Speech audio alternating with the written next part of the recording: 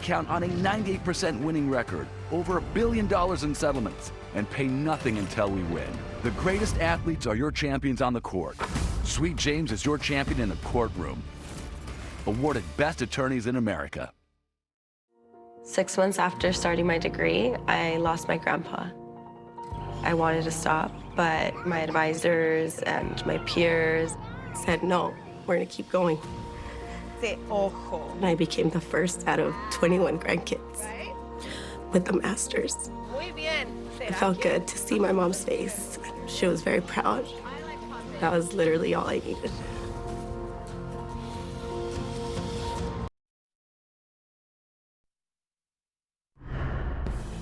Breaking right now at 3, jurors reach a verdict in the defamation trial involving former President Donald Trump, their decision and how it could impact the race for president. Maximum sentence, disgraced LA City Council member Jose Huizar learns his fate, and hitting the trail to honor a legend on the anniversary of the helicopter crash that killed Kobe Bryant, his daughter, and 7 other people. See how hikers are paying tribute. The NBC4 News at 3 starts with breaking news.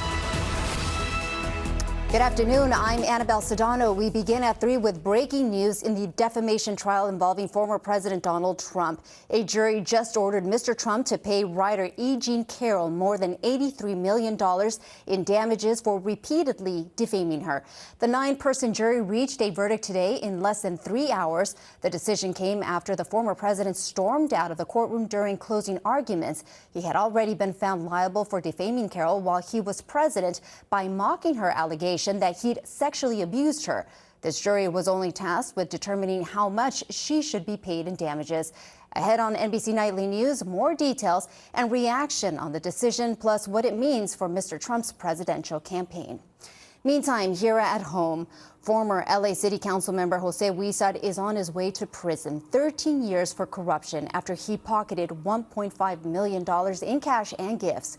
NBC4's McCollum Medina was in the courtroom when the judge handed down the sentence. Mac, what was the reaction like in the courtroom today? No, people were stunned, including Huizar. He sat silent and slumped in his chair. A lot of people, though, thought justice was served. At one point, Jose Huizar was considered one of the most powerful men here at City Hall in downtown L.A., even though thought to be potentially the next Mexican-American mayor of L.A. Instead, the judge says he threw it all away by corrupting the public trust and wielding his power to orchestrate a pay-to-play scheme that told wealthy developers that he was a politician that could be bought.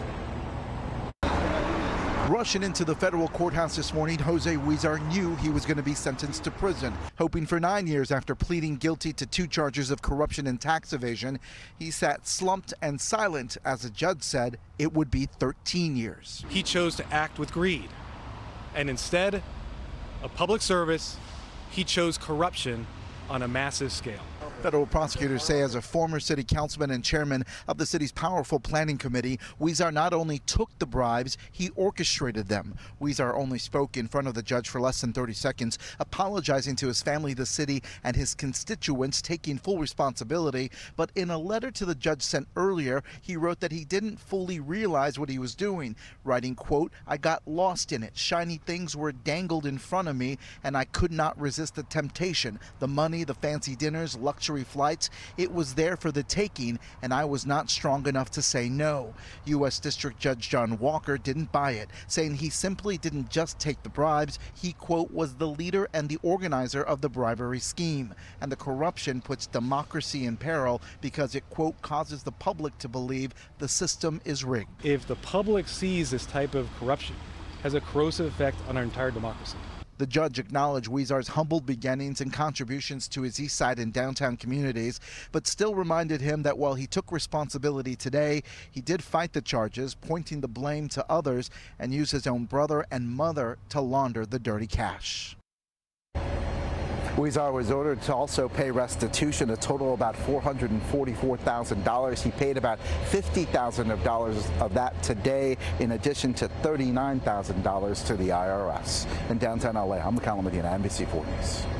Mac, thank you very much for that. Meantime, some big traffic issues could interrupt your weekend plans. Lane closures start tonight on the 110 freeway between the 10 and Exposition Boulevard. NBC4's Macy Jenkins joins us live with what